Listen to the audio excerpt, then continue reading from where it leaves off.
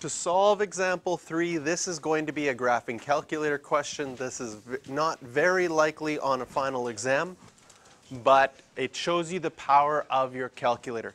So what we're going to do to solve this one is, in our graphing calculator, we're going to type in two equations. Into y1, we're going to write the left-hand side of these equations. So we're going to say y1 equals cos of x. And in y2, we're going to say y2 is equal to x squared. So that's going to graph cos and graph x squared on the same graph. So again, you go to your calculator, go to y equals. In y1, we're going to write cos of x. In y2, we're going to write x squared. And then you're going to push graph. And depending on the window that you had from before, you might have maybe none of your graph shows up, maybe some of your graph shows up. One of the things you can do to get your window to show up nicely, you can hit the zoom button, okay? The sixth one, number 6, is a standard window. So this is usually what people have to start off with. Now, if I have the standard window, then your cos graph is really narrow. And then your parabola appears.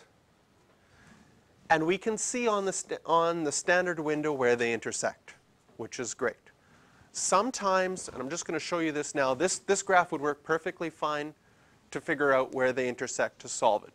Sometimes when you're using sine and cosine graphs, a nice zoom to use, so I'm going to push zoom again, is number 7, z-trig.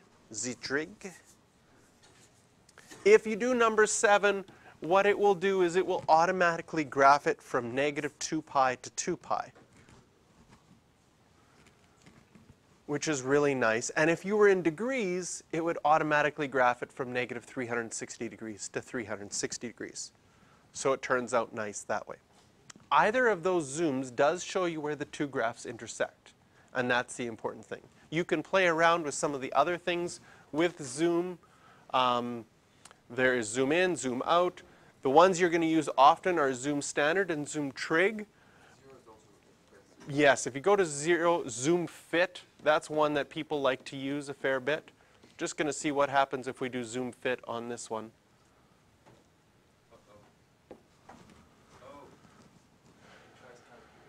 Oh yeah, zoom fit, not so pretty on this one. It's trying to get more of the parabola in, so it squishes it. I don't like that one at all. So I'm going to go back to zoom trig for this one. And what happens is we get both of our graphs, and they intersect. Anytime we want to calculate things with our graphing calculator, you can go second, and above your trace button it says calculate. This allows us to figure out a bunch of things. We want to find out where they intersect. So number 5, push enter on the first curve, enter on the second curve, enter on the third. Well, it's a then guess. And we get x is equal to 0.824.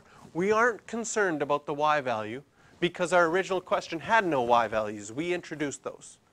We were solving this. We're solving for x. So can someone tell me the second answer without their calculator? Negative 0.824. So how did we know that? Well, maybe we used some of the properties we knew about parabolas. Parabolas are symmetrical, and so that you would get that answer. If you wanted to find it with your calculator, you could go second, calculate number 5 for intersect again.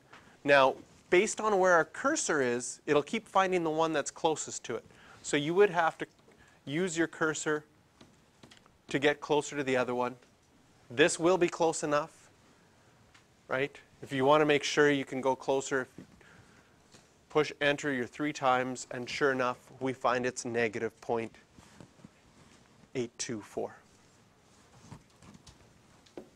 So these calculator questions, if you want to try practicing your calculator, you can do number 7.